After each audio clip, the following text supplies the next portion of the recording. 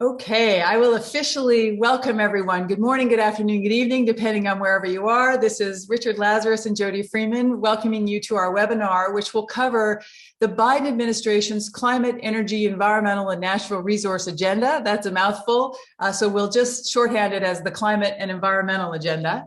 What we'll do is describe the Biden administration's regulatory plans, the priorities that it's working on, its agenda in Congress, and we'll do that in our usual tag team manner. Richard and I like to go back and forth when we do these presentations, handing off one section to the next. But before we cover the forward-looking agenda that the Biden administration has laid out, we need to go back and talk a little bit about the Trump administration legacy to set the stage for what you're now seeing roll out of the Biden team. So we'll do that, first starting with the Trump administration, then going to the Biden administration. And we're welcoming you to ask questions as we go, but we'll save them up and we'll take them all at the end of the presentation. Okay, so let me turn it over to Richard to start with our first section. All right, thanks, Jody. So immediately after the November 26th election, Jody and I met. It was obvious to both of us the challenge facing environmental law was profoundly different. This was not same old, same old.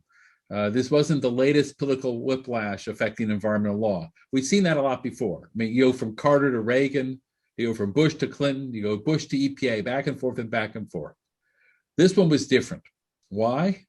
Because Trump's different, to say the least. No one before had campaigned on a promise, quote, to get rid of EPA, quote, in almost every form, quote, leaving only little tidbits. Not Reagan, not Bush, not Bush 2. More important, none of those others before who had campaigned to reform environmental law had complete control of both chambers when they took over. Conservative Republicans in both chambers of Congress were in lockstep with Trump on the environment. This was not like Ronald Reagan in 1981 having to deal with moderate Republicans in the Senate who had seniority, or like Bush 2, George W. Bush, who lost the Senate a few weeks in because when Stafford from Vermont left because of environmental issues and switched to independent. Trump had described environmental protection issue of our time, global climate change as, quote, non-existent, a hoax, a total con job. Senator John McCain had said, you don't use a meat axe when the scalpel reform is sufficient. Trump promised a meat axe, and it began on day one. January 20, 2017, it did not end until noon. January 20, 2021, with a rush that morning to sell oil and gas leases in the Arctic National Wildlife Refuge. Jody? So to give you a sort of reminder overview of what President Trump and his administration accomplished in terms of rolling back environmental protections and climate regulation, we wanted to just remind you of a few things. First, the Trump appointments were quite significant. He appointed people like Scott Pruitt to head the EPA. Pruitt, as you recall, is a longtime climate denier. He was the Attorney General in the state of Oklahoma, and he opposed all of the major Obama climate rules. So he had a long track record of really being opposed to the mission of the agency he was appointed to lead. Likewise, people like Ryan Zinke at the Department of the Interior, Rick Perry at the Department of Energy, the suite of appointments sent a message, and the message was, we are not interested in regulating greenhouse gases. We are not interested in strong, strict environmental protection rules. We are not interested in protecting natural resources in particular, but we are supportive of fossil fuel extraction and of traditional energy. And that's exactly the agenda that the administration pursued. So you look to the appointments of an administration to see the signals that they're sending, and that we'll talk about that a little bit more when we talk about the Biden administration appointments, which are dramatically different from what we saw in the Trump administration. The other thing to mention beyond the appointments is what those leaders set out to do. So remember, Scott Pruitt started EPA and then gave way to Andrew Wheeler, who ended up prosecuting most of the Trump administration regulatory rollbacks at EPA. And Ryan Zinke gave way to David Bernhardt. Both Bernhardt at the Department of the Interior and Wheeler at the Environmental Protection Agency were shrewd operators, skillful operators who presided over a profound and unprecedented regulatory rollback. And we don't have time here to review those rules, but they are all up on our website, the Harvard Law School Environmental and Energy Law Program website. So you can look very closely at the almost 100 rules that the administration weakened or rescinded. I'll just give you two prominent examples, two or three, so you can recall what Trump sought to do with the most important climate rules. Rescinded the Obama era Clean Power Plan, which were the first ever standards to reduce greenhouse gas emissions from the oldest and dirtiest power plants in the country, and replaced it with an extremely modest rule that it would accomplish almost no greenhouse gas reductions by its own estimation. Also rescinded and weakened very significantly the historic fuel efficiency standards for cars and trucks to reduce greenhouse gas emissions for the transportation sector that Obama had put in place, reducing the 5% per year improvement in fuel efficiency to about 1.5%, a very significant rollback, and also revoking California's special permission, its waiver to set its own stricter standards for cars and trucks, and taking the legal position that California was preempted, was legally blocked from setting those standards. There are a couple other examples just to rattle off quickly, including rolling back methane standards for methane is a very potent greenhouse gas, as everyone knows, standards for the oil and gas industry, rolling back the venting and flaring rule for oil and gas operations for methane on public lands. And basically every major component of the Obama era climate agenda was rescinded or weakened in this way. Offshore drilling rules were weakened, which means a lot to Richard, who presided over the presidential commission that led to the strengthening of those offshore drilling safety rules. They were rolled back. And I say all this because it's important to recognize the scope and the scale of the Trump retrenchment. And it's also worth noting that most of it was actually not sought by industry.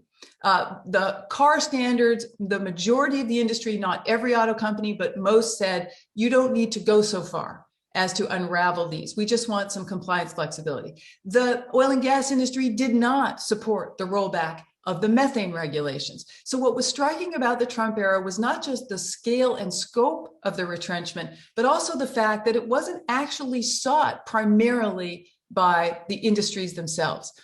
The final thing I'll mention is just that the Trump administration did a number of stealthy, less visible things to undermine agency capacity, meaning the ability of agencies like EPA, Department of the Interior, to even perform their essential functions. They did this in a variety of ways that are hard to see, hard to legally challenge, including by undermining career staff, moving offices from Washington, D.C. to more remote areas, which would encourage staff to resign, which they did in droves. For example, when the Bureau of Land Management was announced to be moving from headquarters in DC to Grand Junction, Colorado, sidelining science by, for example, adopting a rule that scientists, academic scientists who had ever received an EPA grant can't serve on EPA advisory committees, which cuts out most academic scientists from serving, weakening the input from outside scientists, removing climate science or websites, and so on. A whole variety of ways the administration sought to undermine agency expertise, sideline career staff expertise, undermine capacity through budgeting and other techniques that are very hard to challenge in court. That essential weakening is something that the Biden team has to rebuild and overcome. And the very final thing to mention is that many of these Trump initiatives in the first couple of years were subject to litigation, were challenged in court, and the Trump administration lost those battles overwhelmingly. But they lost on procedural grounds. They lost because they cut corners. They lost because they announced that rules would no longer be implemented. They lost because they didn't observe normal legal procedures.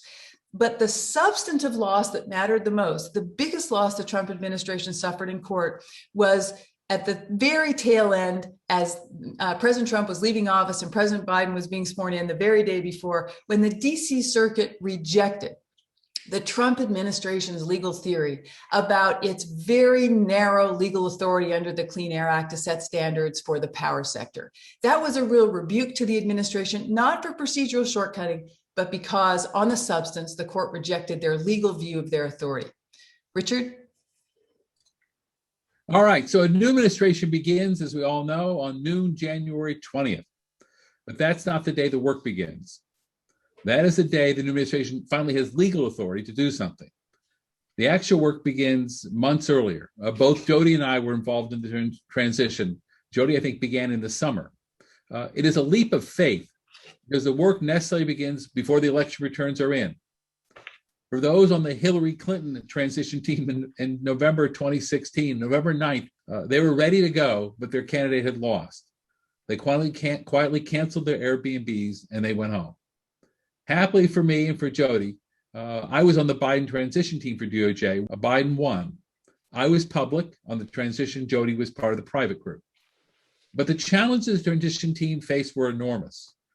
I similarly served on the DOJ transition team for Clinton Gore in December 1992. That's a long time ago.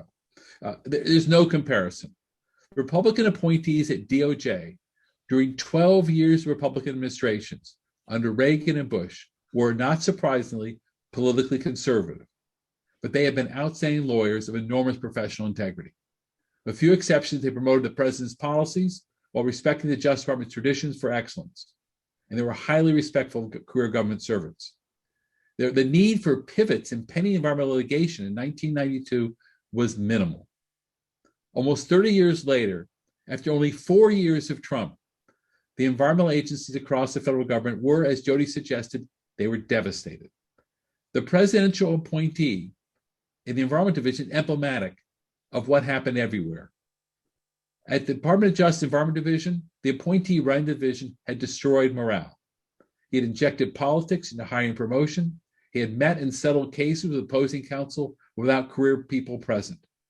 He repeatedly sidelined and ignored senior career leadership. Environmental enforcement had cratered, both civil and criminal. Attorneys were not enforcing environmental laws because there were no referrals from EPA or Interior. They were instead using their resources to acquire land for the border wall. And they were defending rollbacks on poor administrative records because the client agency political appointees similarly were ignoring their career expertise, which is why they lost case after case after case. The job of the transition was be prepared for the January 20 handoff at noon. What needs to happen that first hour, that first day, that first week, and actually the first 100 days? That's the time horizon. There are two focal points in planning. One, get some quick wins. Make clear changes at hand, and we'll talk about that in a little bit. Second, lay groundwork for bigger changes needed before in a 2-year time horizon, a 4-year time horizon, and potentially an 8-year time horizon. That's the role of the first day, first week executive orders we'll discuss in a moment. And that's reflected in the Environment Division planning at DOJ. Two things, defense and offense. Defense, identify the hundreds, and I mean hundreds, of pending cases challenging Trump rollbacks that Jody discussed. Be ready to stop those cases as you can in their tracks as of January 20th.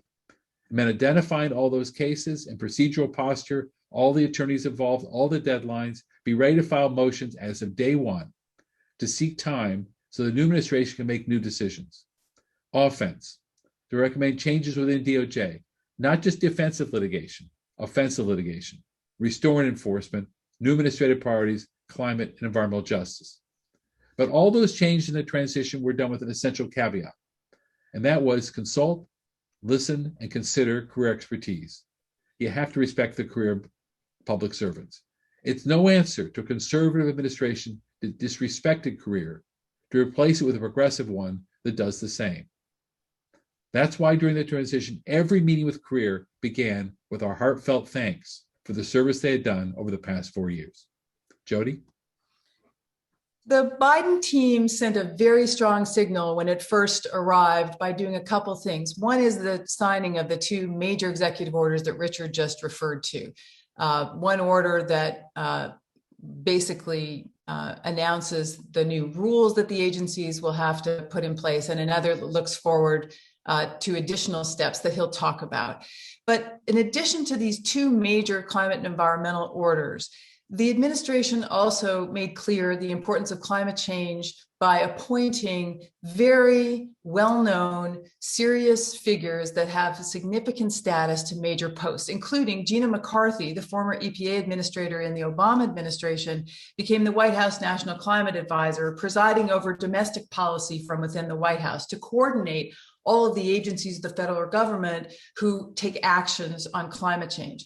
John Kerry, the former Secretary of State, became the U.S. Special Presidential Envoy for Climate, again, based with a seat on the National Security Council in the White House. And then there are a raft of appointments underneath them, both of them in the White House, including some very prominent people and additional folks who used to serve in high posts in the Obama administration, like David Hayes, who used to be the Deputy Secretary of the Interior, serving now in the White House as Special Assistant to the President for Climate Policy. All of the names and titles aren't quite as important as the signal. The signal is we are going to put many, many staff in place to tell you that we care about this issue, and we're going to coordinate the federal government in order to work together in a whole of government approach, making progress on climate change using executive power. There are other very significant appointments: Brenda Mallory to lead the Council on Environmental Quality, EPA's new chief, Michael Regan, from North Carolina, the Department of the Interior led by Deb Haaland, a former member of Congress from New Mexico, Jennifer Granholm, the former governor of Michigan, at the Department of Energy, and Pete Buttigieg, who winds up leading the Department of Transportation. These are some very significant cabinet level appointments that all touch on climate, energy, and environmental issues. At the State Department, too, we see some very familiar faces for those in the know, a little bit of inside baseball. Sue Biniaz is back at the State Department working under John Kerry as his principal staffer to develop the strategy for the Paris Agreement going forward. Sue Biniaz, for many who know her, is the chief architect of all international climate instruments on behalf of the U.S., going back 30 years, and Jonathan Pershing, someone of similar experience and status at the Department of State. There are a lot of other appointments we could mention, but the signal sent is extreme competence, deep experience, and ready to go on day one. As Richard mentioned, when the transition began, the people put in place as acting agency officials right from the start were people who knew how to manage the federal government and could hit the ground running. Beyond appointments, there are a number of things that the administration did right at the get-go. Richard. Yeah, so right at the beginning, the new administration begins on January 20th. They divide their agenda into two buckets: short-term immediate actions, long-term agenda action items. Things they need to get done by midterm 2022, things they need to get done before the next presidential election, 2024, and things, as I said before, that'll take 8 years to get done. I'm going to focus on some of the short-term immediate action items, Jody on some of the longer terms, but a caveat with respect to mine. While the short-term includes some quick wins, it also includes immediate steps necessary to set up those longer-term agenda priorities. So there were two major executive orders put out on January 20th and 27th. The first one here, 13990. For me, this was the most exciting part of their transition, was working on the executive orders. So on January 20th, here's the executive order that came out. This is just right hours after inauguration. I have time today to highlight only 4 prominent aspects of it, 3 quick ones and 1 longer term setup. The quick wins, right? Paris, the Paris Climate Accord. Rejoin the Paris Accord. Trump withdrawal was effective on November 4th, the day after the election. Biden rejoining was effective on February 19th, 30 days after inauguration. The Keystone Pipeline was immediately canceled. That was a presidential permit, the pipeline needed, not an agency permit, no rulemaking. Where the president giveth, the president can taketh away. Trump granted the permit, Biden canceled the permit. In addition, on January 20th, in the executive order, moratorium on all activities related to oil and gas leasing in the Arctic National Wildlife Refuge. As I mentioned before, Trump was trying to sell leases that morning before noon. That ended afternoon. So it was part of the longer-term setup in Executive Order 13990. Among other things, it identified and referred to more than 100 Trump rollbacks to be revisited, the ones that Jody referred to before, the environmental protection rollbacks. Now, this was enormously symbolic, but it was also a setup. It listed them deliberately in an accompanying press release. Every one of those orders. That was designed to facilitate the DOJ motions to stay the litigation, to identify them, to make the courts take them seriously. And here I want to give a shout out to the Harvard Law students who worked on the regulatory rollback tracker, because I can tell you, that's what I used in putting together that list. January 27th, 2021. Executive Order 14008, all long-term setup. A call to action across the government, as Jody will talk about in more detail. No agency left untouched, not just the usual suspects, not just EPA and Interior, and not just regulatory authority, but spending and property clause authority. Property clause, a moratorium on all new oil and gas leasing, both offshore and onshore. We can already begin to see the fruit of this longer-term executive order setup within the agencies. They're taking Executive Order 13990 very seriously. This is the chief executive. This is the president of the United States. And they're doing it far beyond major rulemakings, which Jody will talk about. There are all kinds of as-applied decisions going on right now in response to Executive Order 13990. Here are a couple examples. The Department of the Interior has already reversed some of the Trump solicitor opinions put out during the Trump administration. They don't require rulemaking. The current solicitor can just yank them. And the current solicitor, acting solicitor, is none other than our very own Bob Anderson, here from Harvard Law School, who was nominated yesterday to be the actual solicitor there. He yanked several solicitor opinions, including one put up by Trump, which had dramatically narrowed the scope of the Migratory Bird Treaty Act. It eliminated incidental takes from being unlawful. Well, they're unlawful again. Army Corps of Engineers, Army Corps under Biden has asked for time to review the permit for the Dakota Access Pipeline. Obama administration granted that permit, then reversed itself in the final months of the administration in 2016. The Trump administration turned reversed Obama and granted it. Well, now the Army Corps engineer under Biden is taking a fourth look. Last example, on January 6, 2021, the Trump administration published a rule, an EPA rule, purporting to what they called strengthen transparency in science for agency pollution control rules. It said EPA could not rely on scientific information where it relied on peer-reviewed data, peer-reviewed studies, where the underlying data was not publicly available. Now, it sounds fine on its face, but it was a thinly disguised effort to prevent EPA from relying on peer-reviewed science where, for personal privacy reasons, for decades, you don't reveal the underlying medical data. This rule was widely condemned by the scientific community, including by Harvard President Larry Bacow. In fact, our clinic here was participating in the lawsuit against the EPA. On January 27th, 1 week after the new administration was in, a district court struck down that rule. The new administration, no appeal. Those are quick wins. Jody? So Richard was emphasizing in the quick wins the kinds of things a president can do essentially by fiat, because there isn't a legal process required for yanking opinions, as he put it, changing our mind on certain kinds of informal guidance. But then there are a raft of decisions that presidents can't execute just by signing an executive order. These are regulations. If a president wants those to change, he's got to rely on the agencies that have the legal authority to go through the elaborate notice and comment process by which they can rescind a prior rule and replace the new rule. And it sounds very laborious, and it is very laborious, but it is the legally required process. So these executive orders Richard described, they are essentially, understand them as a starter pistol. They say to the agencies, please go back and look at your authority, reconsider these rules, which is a nod, nod, wink, wink. Don't just reconsider these rules. We want you to strengthen these rules. And this is what you can expect to come from agencies like EPA, the Department of the Interior, and to a lesser extent, Energy, which has very little regulatory power. But across the board, all the agencies will be looking at their major rulemakings that they can deploy to strengthen climate regulation. And I'll just highlight a few priority actions that you should expect to see from the administration, probably in the next year and a half, certainly by the midterms. You should see proposed rules coming from EPA and DOI and other agencies. The first is the regulation of transportation sector greenhouse gas emissions by setting standards on light duty vehicles like cars and trucks and restoring California's waiver to set its own standards.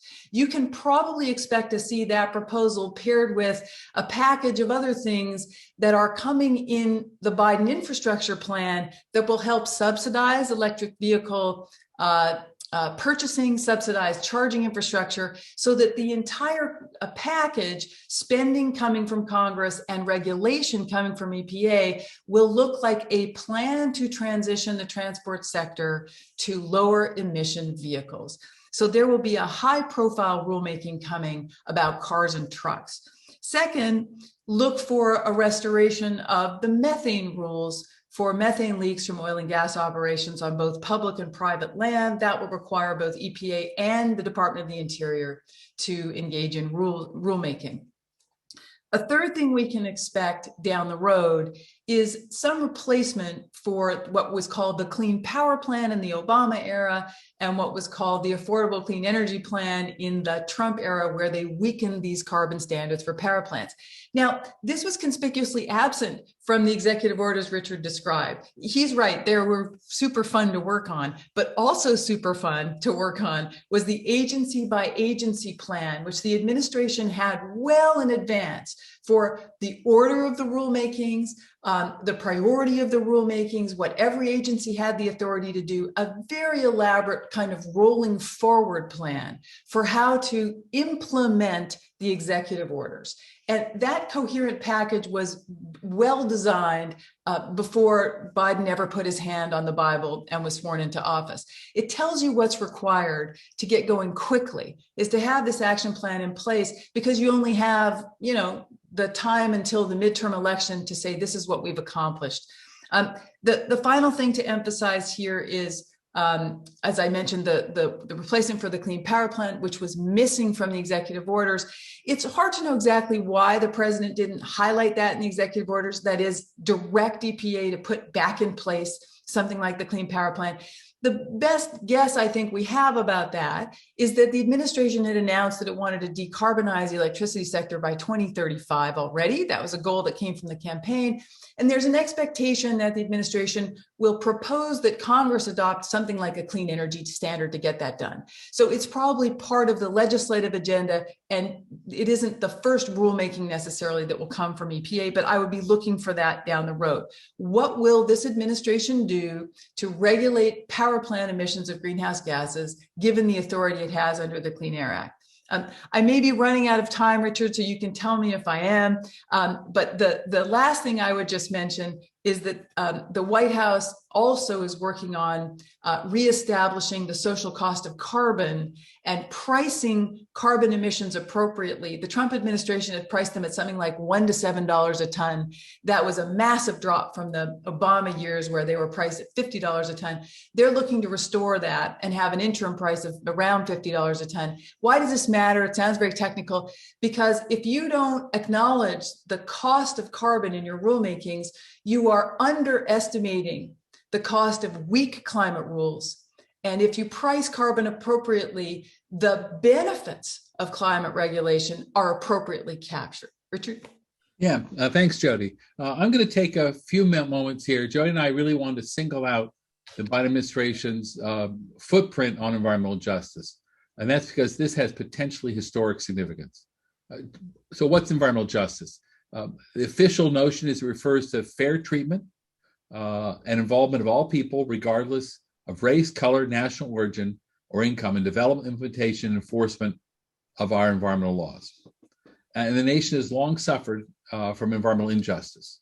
The environmental standards themselves, as well established, fail to account for the needs of communities of color and low-income communities, in particular because it doesn't address the potential for cumulative impacts in those communities. And enforcement has then, in turn, failed to address violations of pollution control laws in their communities. The upshot is environmental justice communities are disproportionately burdened by harmful, toxic pollutants. You can trace the modern history back to the Memphis sanitation worker strike in 1968, with the national consciousness to this issue first having risen in the early 1990s. With that said, it's never been a first-party issue. Not for a Democratic administration, not for a Republican administration, but it is for the Biden administration. It's a first-order priority issue. During the transition, we were told what the few overriding policy priorities were. There were like 4 of them. One of them was environmental justice. Biden campaigned on the issue. When we had transition meetings of environmental justice, there would be hundreds of people on that meeting, across the government. Executive Order 14008, as you mentioned before, refers to environmental justice 24 times. A strong environmental justice focus to the major appointments administration, which Jody's already talked about, Interior, EPA, CEQ. So what's happening and what should you look for? First, White House Environmental Justice upgrade. There's now a White House Environmental Justice Advisory Council. They were just named a couple of weeks ago. Look at that list. It's a who's who environmental justice leaders across the nation. And I know a lot of them because I served on a National Environmental Justice Advisory Council with them a couple of decades ago. This is not a shy, retiring, acquiescing group. They'll be forceful. They'll be heard. And if they don't feel they're not being heard, they're going to let it be known they're not being heard. And they're going to be working with the White House Environmental Justice Interagency Council of cabinet members. CEQ is now having a major environmental justice upgrade. They'll be led by Brenda Mallory at CEQ. And CEQ is going to be leading the way. CEQ has a chance now to become a major player again, which has not been, in many ways, since 1970s. For environmental justice, there are two things to look for: enforcement and spending. First, enforcement. The lesson in environmental justice is that pollution's pathway will always find the pathway of least regulatory resistance. And that's why you'll have cumulative impacts in these communities. Where there's not sufficient regulation, that's where it's going to go. And then you have a lack of enforcement on top of it as an exacerbator. So what the Biden administration is choosing to do is send an essential message. No more open season on violations in EJ communities. EJ communities will now be targets for enforcement, following the California model and the New Jersey model. How's that going to work? One, CEQ is developing an environmental justice screening device to identify communities which are suffering from disproportionate environmental impacts. Second, EPA will take that screening device and they'll identify the communities and they'll start looking at them for environmental violations. Three, they then refer them to the Department of Justice for targeted civil and criminal enforcement. No longer just environmental justice on top of existing enforcement. Look at your water cases, your air cases, and see whether environmental justice happens to be there and do something about it. No, start with the communities. Identify the communities and then figure out what violations are happening there of any kind and go after it. Department of Justice, Environment Division has already rescinded a directive that was done by the Trump administration, which eliminated supplemental environmental projects, including service projects, which are a very important part of EJ in environmental enforcement. Back at EPA, expect EPA to revisit its permitting authority. EPA can account for these cumulative effects. They can impose conditions on their permits, on their air permits, their water permits, their hazardous waste permits, promote and address the issues of environmental justice communities. Title VI of the Civil Rights Act of 1964, it guards against discriminatory impact in federally funded activities. It's never been effectively enforced. It's been talked about for decades. It has massive potential. I'll give you an example. Just a few weeks ago, on March 8th, the Biden administration put on hold a $7 billion 24-mile highway project in Harris County. That's the Houston, Texas area. Why? Because of the impact it was having potentially on environmental justice African-American communities. Spending power too. It's not just regulation. Water systems throughout the United States. Flint, Michigan is just an example of what is all around the country in these small rural areas, often EJ communities, where their water infrastructure is crumbling. Investment funds in environmental justice communities, according to EEO 14008, is supposed to make sure those communities, for some U.S. federal investment, receive 40% of the benefits of those investments. Jody? So Richard was highlighting for us one of the most striking features of the executive orders, which is the priority now being placed on environmental justice and concrete actions to follow. Another striking feature of the executive orders is the quote unquote whole of government approach to climate change.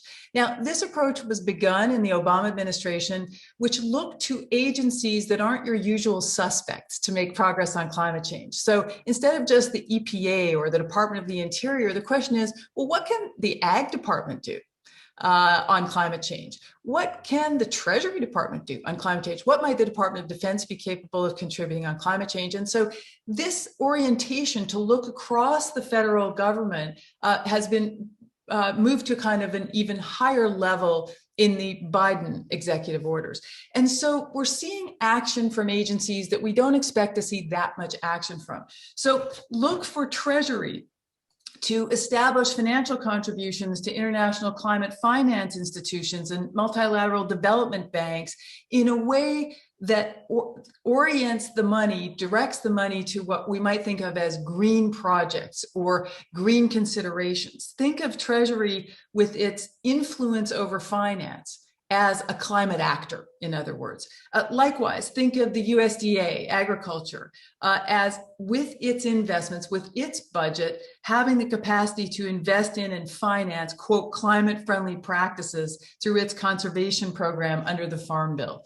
There are ways in which agencies can use their budget allocations, their spending power in a discretionary way to further projects that contribute to reducing emissions, sequestering emissions, reforestation, and the like. So through finance, through investment, steering your discretionary allocation in the right direction, agencies that you don't think of as having any influence on climate change can have an influence. And the final example, the Department of Defense can work on ensuring that all of their bases can operate on microgrids, can achieve net zero emissions at all their bases and with all their infrastructure, can invest in resilience for infrastructure at bases that might be compromised by climate change impacts. The other agencies I just wanted to draw attention to that are re-engaging on climate change that we don't always think about as the first agencies include the financial regulators, the Securities and Exchange Commission, the Fed, the Commodities Future Trading Commission. They are all in one way or another trying to figure out how to use their authority to nudge climate policy forward and to manage climate risk in the financial system. So the SEC, with our own John Coates from Harvard Law School, now heading up the Division of Corporate Finance, is looking for ways to issue guidance or perhaps even a rule that will demand more climate-related risk disclosure from companies so that investors, shareholders will understand the climate exposure those companies face. The Federal Reserve is going to focus on climate risk that banks face. And the CFTC is into the act, focusing on regulating derivatives and their impact on climate-related risk. This is climate change like we've never known it in the federal government, right? This is looking for climate everywhere you can across the government.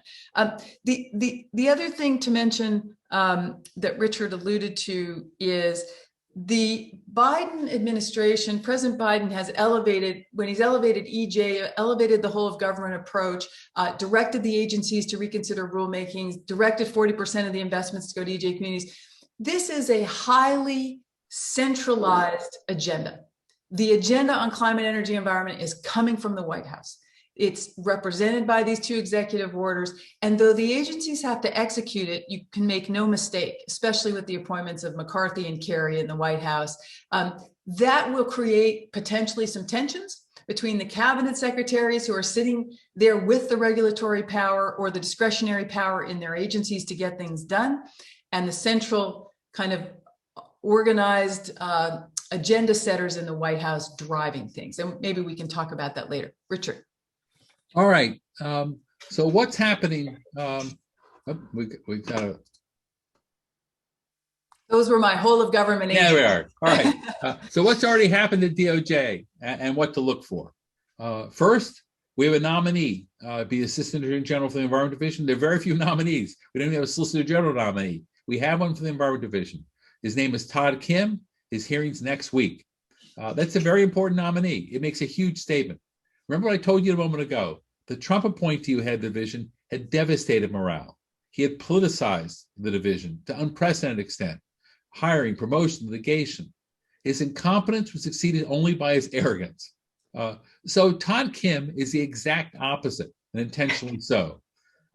Fabulous ego to ability ratio, unusual in Washington, D.C. He was a career attorney in the Environmental Division under both Clinton and Bush. He was later DC's first Solicitor General for a decade. He's highly regarded and known by the career attorneys. His nomination being supported by the Bush political appointees to the Justice Department. He went to Harvard College. He went to Harvard Law School. We're happy to say he graduated magna, was at the Harvard Law Review, and clerked for the DC Circuit. He is thoughtful, kind, modest, and respectful. The career division attorneys I'm hearing from, they think they've won the lottery. And to point out, Todd Kim Big Dicey did that. He won $500,000 on Who Wants to Be a Millionaire years ago. So what's happening at DOJ? This is what people tell me. Quote, everyone is feeling freedom. Quote, all Todd Kim needs to do is walk in the door. They have been filing in the last few weeks dozens and dozens and dozens of motions for extensions of time in cases defending the Trump rollbacks. They're trying to buy time to allow the client agents to reconsider their positions. This is all part of the Executive Order 13990 strategy. The Environment Division of DOJ doesn't make policy. They can't just confess error in those cases. They're not like the Criminal Division, the Antitrust Division, the Civil Rights Division. Those divisions don't really have clients. The Environment Division has clients, and what they have to do is represent their clients.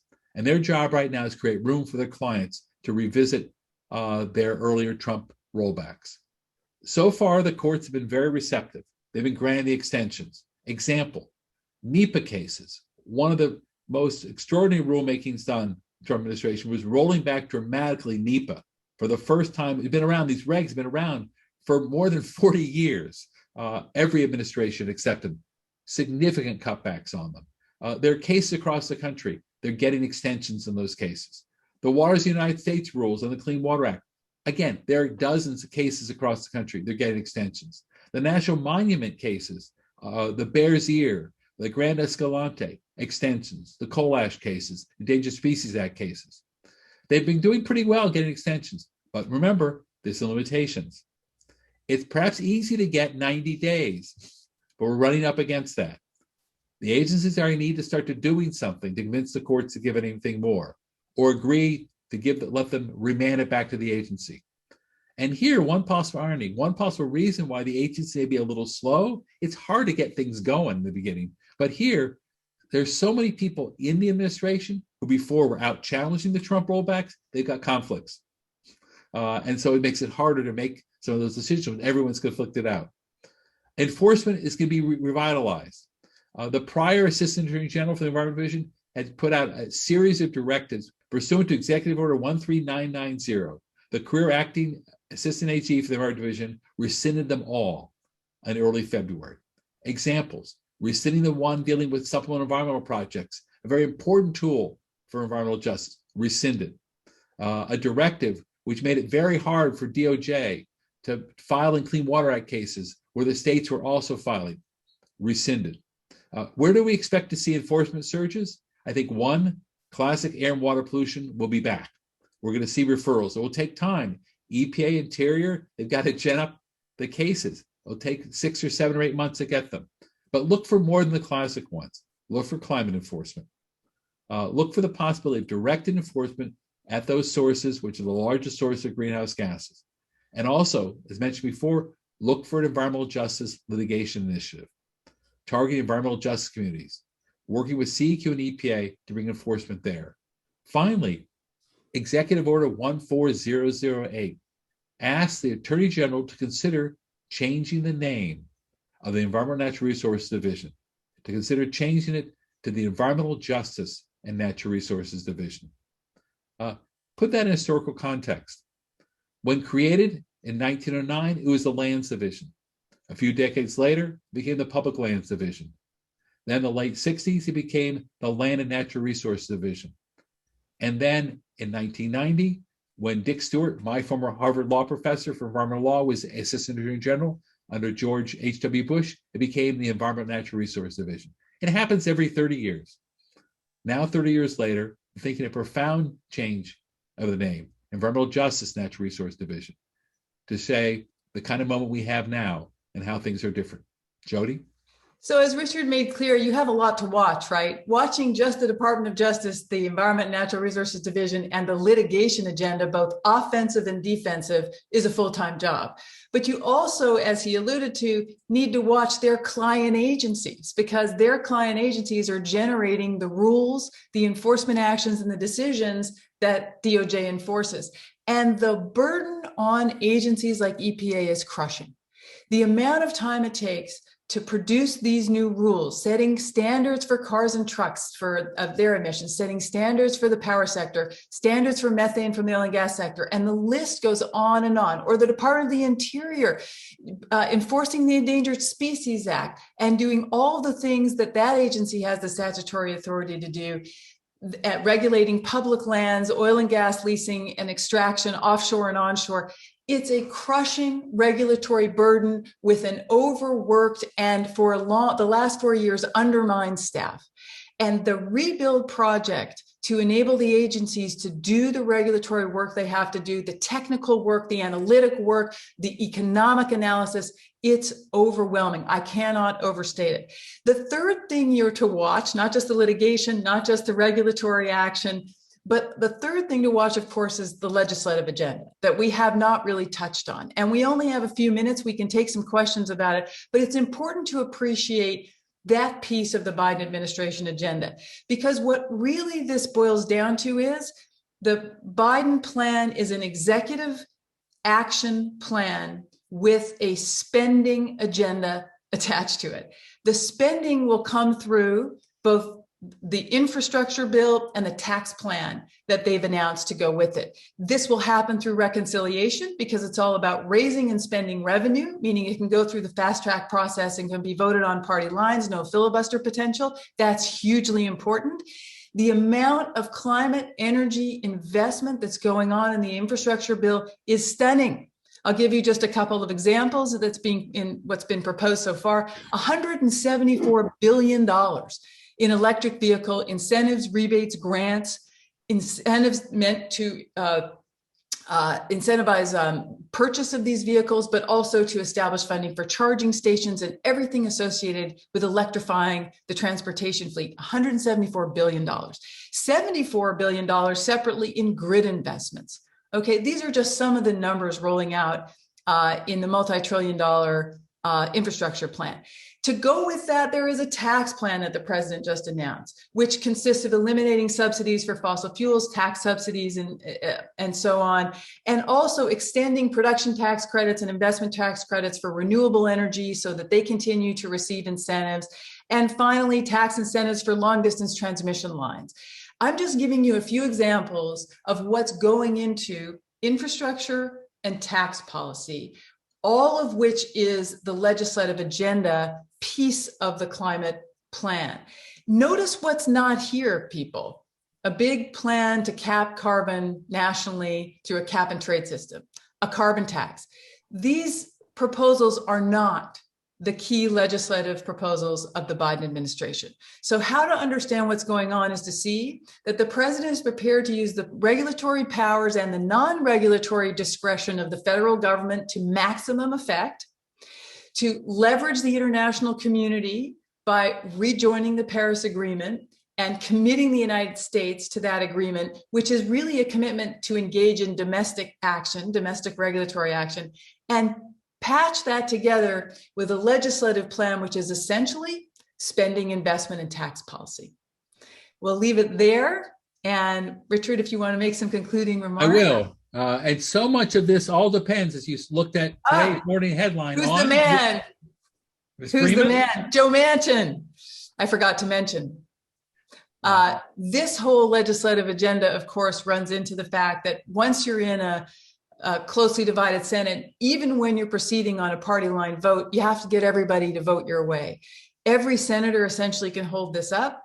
And Joe Manchin is the key senator in the most powerful position at the moment because he chairs the most important Senate committee on energy and natural resources. And he is the guy that is ending up making the deal with the administration on what he will support in the infrastructure bill. So what's interesting is the negotiation isn't really with the Republicans. The negotiation really is among Democrats in order to get all 50 senators. And of course, in order to hold the House together to vote for it too, because there are slim margins in the House. Richard, do you want to add about Joe Manchin? Yeah, not at all. I mean, we saw this morning's headlines in the New York Times, Washington Post overnight about Manchin, quite well aware of the leverage that he has. Right. So just a few concluding thoughts, and then we're looking forward to some questions. Needless to say, a lot on the agenda, right? It's pretty exciting. Actually, it's as exciting now as it was depressing for many of us 4 years ago. There's an enormous amount of work to do. Time's not fungible. Issues like climate, time makes a difference, a big difference. And we've lost 4 years at the very least. But at the same moment, what a time for our law students and law students everywhere to make a difference. What a time for environmental scientists, for environmental economics, environmental engineers to contribute. It's a time to make history. Jody?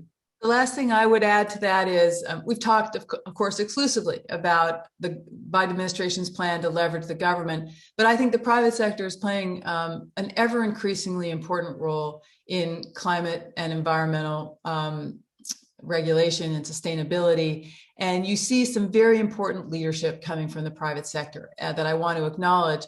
And I think there is no path forward that doesn't include major commitments from leading private sector institutions to do more to reduce their carbon footprint, to invest in renewables, to assume leadership positions, to support government policy, to be part of the future transition to clean energy. You see that happening in the utility sector. You see it happening with all the announcements from the auto industry announcing a move to electric vehicles and targets being set by companies like GM to go all electric by certain dates, by 2035. These are really important commitments. They're not binding, but they're really important commitments. And I think that what's going to be required moving forward for the Biden administration to succeed in its ambitious agenda is to partner with the private sector and pursue its regulatory agenda. Great. All right, Hannah. Hannah's curating and finding our questions for us. Hi, Hannah. Hey, everyone. We have a bunch of great questions already. I'm going to consolidate a few of them. We have a bunch of questions first on the Clean Power Plan and the Affordable Clean Energy Rule. One is just asking, do you see any meaningful differences or anticipate meaningful differences between the Obama-era Clean Power Plan and whatever rule the Biden administration is going to come out with? And similarly, EPA, another question, this is from Jim Stock. EPA remains obligated to regulate CO2 emissions, and it's going to take 4 years to replace the Clean Power Plan. So how does EPA balance developing that plan as a backstop if they're not going to get the clean energy standard in the American Jobs Plan? So go ahead. Let me start and then Richard can chime in. I'll just be really brief on this. The fact that the DC Circuit Court of Appeals rejected the Trump administration's view of its authority to regulate carbon for the power sector, basically it said your very narrow view of your authority to only regulate unit by unit by unit as compelled by the Clean Air Act is wrong. And that's it. It's not compelled by the Clean Air Act. That doesn't tell us anything about how EPA will move forward in the future. EPA can't, I think, just automatically adopt a Clean Power Plan 2.0, which would basically reinstate the Obama era approach. That approach looked at the grid as a giant machine and said, where can we reduce emissions on the electricity grid by basically substituting renewable energy for natural gas and coal. It was essentially a look at this as interconnected and look for emissions reduction opportunities. That was the legally controversial theory of EPA's legal authority. And we don't know how that theory will fare. If the administration now, the Biden team, were just to re-adopt it, it could be legally risky. And we confront a Supreme Court, of course, that has a new composition. Richard can comment more on that. 3 new conservative justices, changes the complexion of the court very significantly. It was going to be an uphill battle already with the Obama era approach. I think we all think it would be even more of an uphill battle now. So the agency is going to have to be very careful about how it structures any replacement rule. Yeah. Now, uncharacteristically for me, I hadn't uttered the word Supreme Court during our entire discussion, but Jody's right. That's the elephant in the room when it comes to the Clean Power Plan. It's a great DC Circuit win for the Obama administration and rejecting the Trump administration. They upheld basically the Clean Power Plan while rejecting the Affordable Clean Energy Plan. But you don't see anyone racing from the Biden administration to have that case appear before the United States Supreme Court. It's a very different court than we had at the end of the Obama administration. Then it was all up to Justice Kennedy. Justice Kennedy is not there anymore. If Hillary Clinton won in 2016, it would have been Merrick Garland added to the court. We probably would have a working progressive majority, which might have been like the DC Circuit opinion in this case, but that's not where we're at. So what you're going to see them try to do is get back to the same kinds of goals and levels of reduction that the Clean Power Plan did.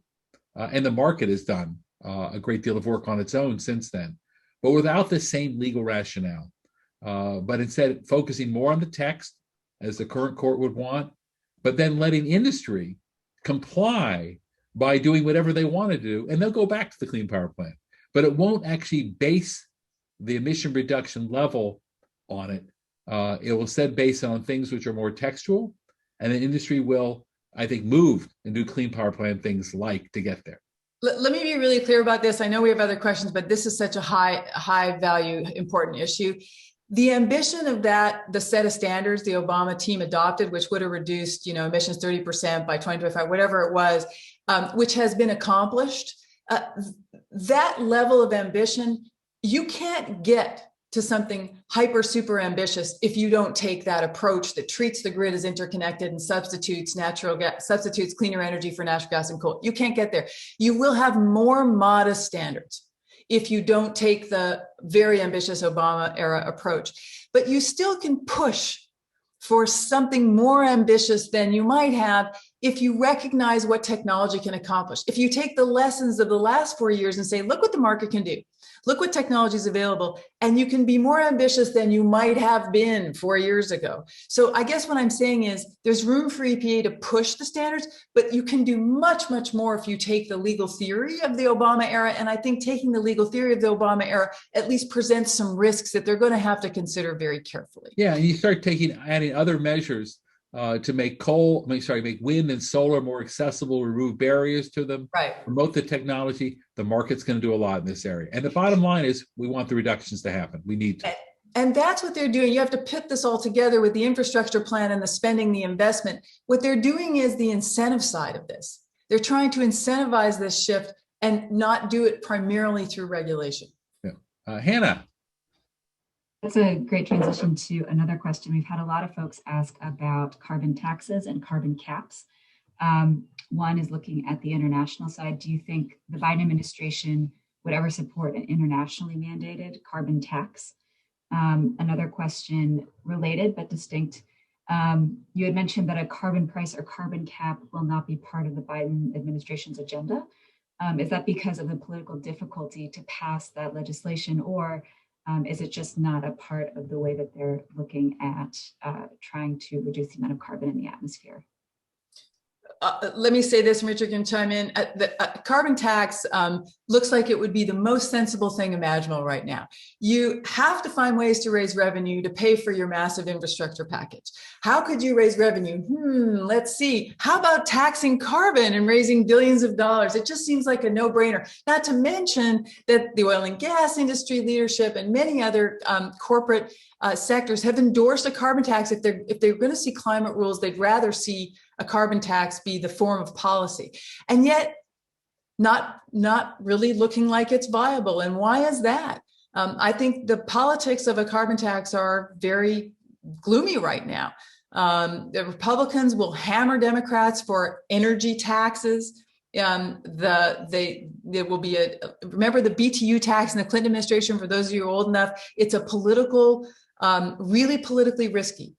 To be the party that imposed a brand new, quote unquote, what they'll call it is an energy tax on consumers, especially coming out of COVID. It is a very tricky thing. And many people on the Democratic progressive side don't like the idea of carbon taxes because it looks like a license to pollute, a license permission. They'd rather see a cap. So I see right now, the pathway for a carbon tax doesn't seem very open, but I wouldn't rule it out forever. Their politics might realign. I think a cap, nobody's talking about cap and trade anymore. So I think where we find consensus is everybody wants to spend on infrastructure. Even when Republicans say they oppose it, they all want roads and bridges rebuilt and airports rebuilt in their districts and in their states. So there is bipartisan support, whether they're willing to acknowledge it or not, for massive infrastructure spending, bipartisan support for energy efficiency, bipartisan support maybe for a clean energy standard, maybe down the line. But right now they're doing half the clean energy standard, which is the investment subsidy part. The regulatory part that would set caps on fossil energy might come later. Yeah, I mean, the tax it's such a sensible approach. It really is. And there are a lot of moderate Republicans, traditional Republicans, Bush Republicans have been on the record in favor of it. It's just not where we are politically. And you can't do it through international indirect because nothing can become mandatory. We can't sign an international treaty which agrees to mandatory unless it's ratified by the Senate with the Paris Accord. So unfortunately, it's not going to happen, the tax approach. If it did, it would be a very nice approach and solution. We also have a number of questions on insulating Biden action from future administrations, given that we don't know what's going to happen in 2022, 2024, and these regulatory reforms take a lot of time. Again, I'm going to kind of smush a bunch of questions into one. One from Eric Litzenstein about sort of how you make decisions in litigation on when the Biden administration should seek a voluntary vacatur in pending cases, addressing rules that came up during the Trump administration, versus sort of broader legislative priorities and where you see the administration putting its political capital, given they've committed to environmental justice, to union jobs, to buying American. Where do you see them trying to channel their political capital when it comes to legislative action that might be more longstanding? Jody? There's a lot there, Hannah. So the first thing, I think I'll just address the legal durability part. Richard, maybe you want to speak to the litigation part. The question often comes, well, how can you inoculate what you're doing now from future rollback? Are we all just going to see roll back, roll forward, roll back, roll forward? The pendulum swing will just continue. And I'm afraid to say, as an administrative law professor, there is no surefire way to inoculate rules from being changed later. I mean, that's the nature of executive action. As long as you follow the legal procedures, you can rescind a rule and replace a rule. So we are bound to see pendulum swings in the future. I think what the administration can do is make these new regulations as legally resilient as possible by making sure they're well-founded, they have a good legal basis and legal theory, that they're textually rooted and anchored in statutory power, that they don't look like they're making up statutory authority based on the penumbra, if you will, that they're textually based, but also that they have very strong records that supports their technology decisions, strong economic records. So they're really as bulletproof as they possibly can be going into litigation. That, at least, I hope, increases the chances of surviving legal challenge. But the idea that you can set in stone regulations that a future administration can never change, not possible. And that is why we need Congress to be in the game and adopt a modern climate bill. But since we're not there yet, the best we can do is use the executive power that we have. Two things, and obviously Jody's completely right that if you do it by executive branch action, you can undo it by executive branch action. There are ways you can try to make it more durable, though, a little less likely to be overturned. One is have a really good rulemaking record. Have a rulemaking record based on science, technology, economic analysis.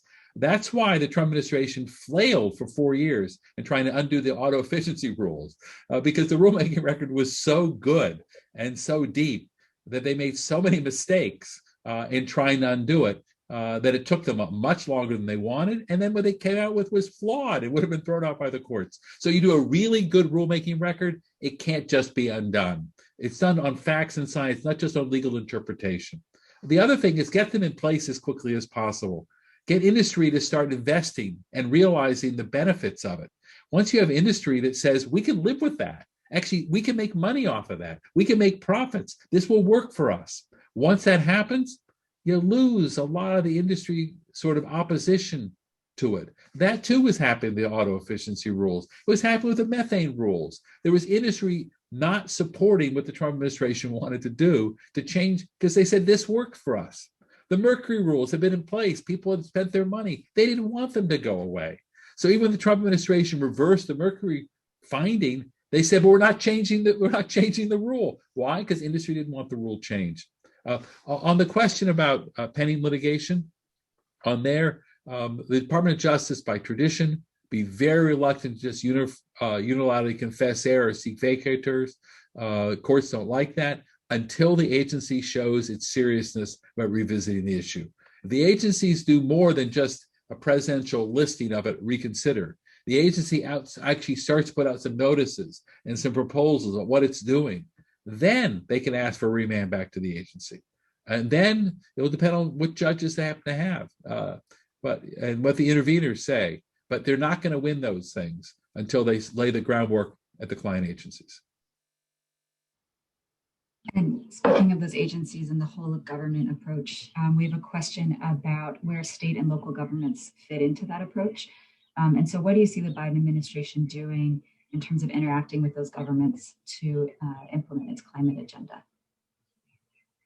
Well, I guess what I'd say right now is I think they're trying to send the state and local governments an awful lot of money to spend on infrastructure projects and to incentivize them to build things like transmission lines and site them and approve them. A lot of the authority to transition to cleaner energy sources rests with state governments.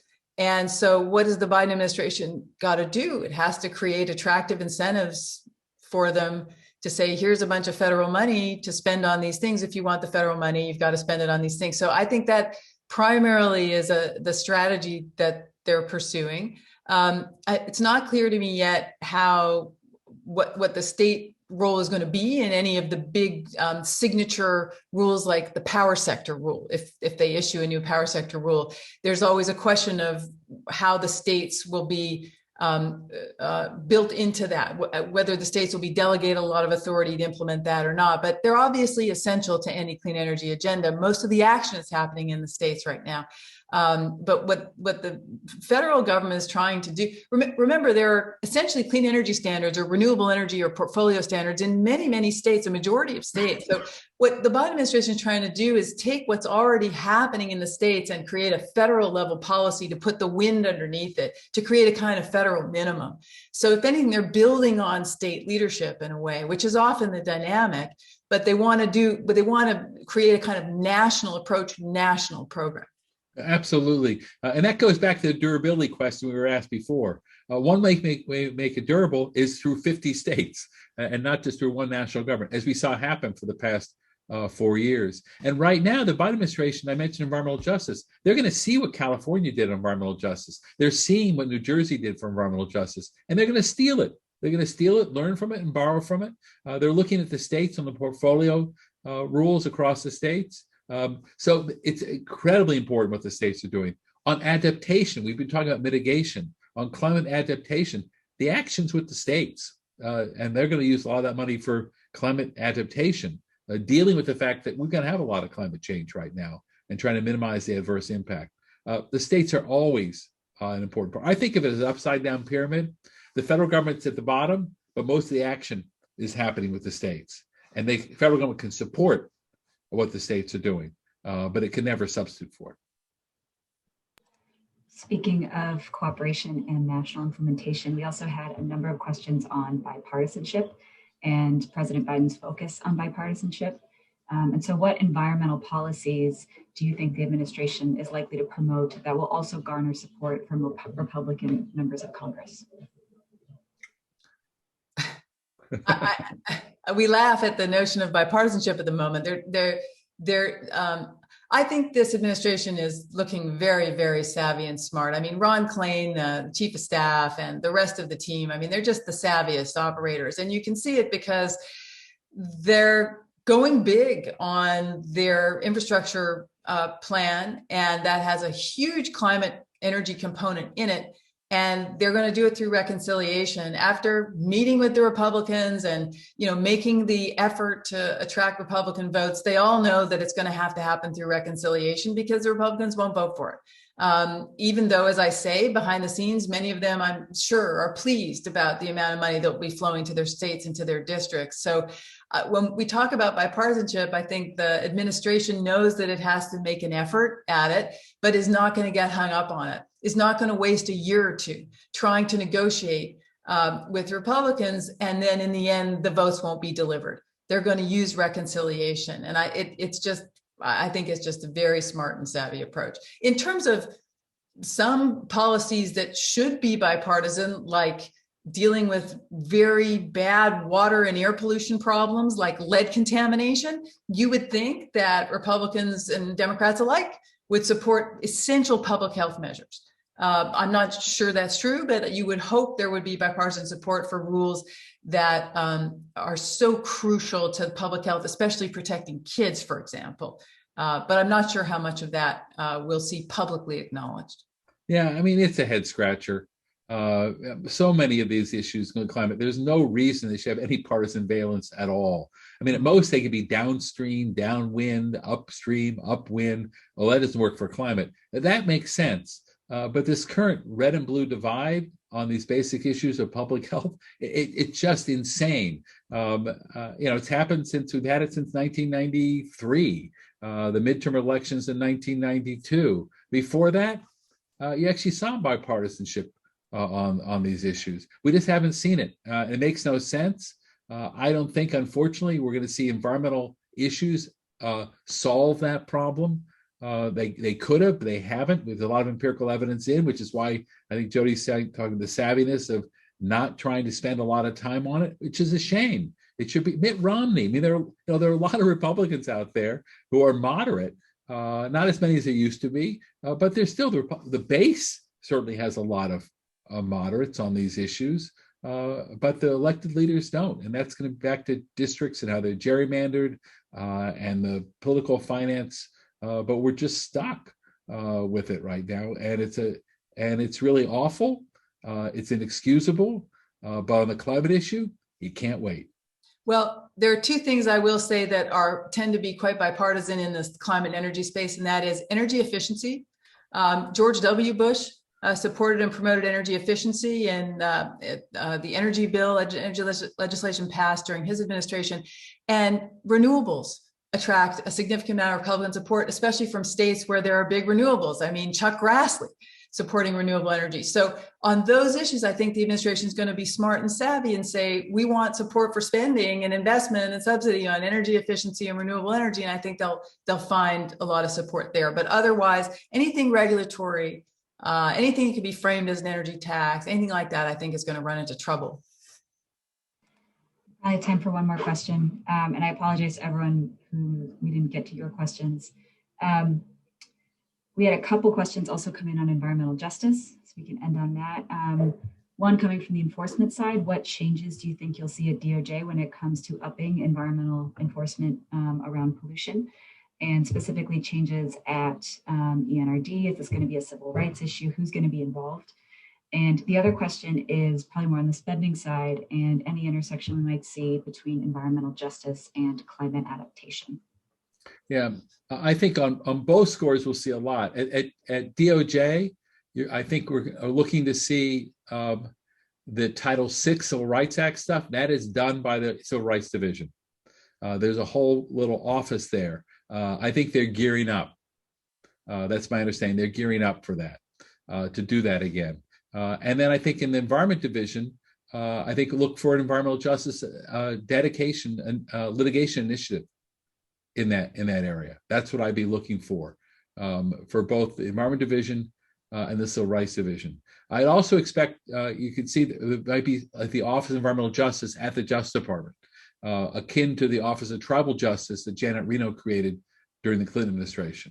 I think looking at all things the DOJ does in that area, because it's not, environmental justice isn't just the Environment Division, the Civil Rights Division. It's the Civil Division.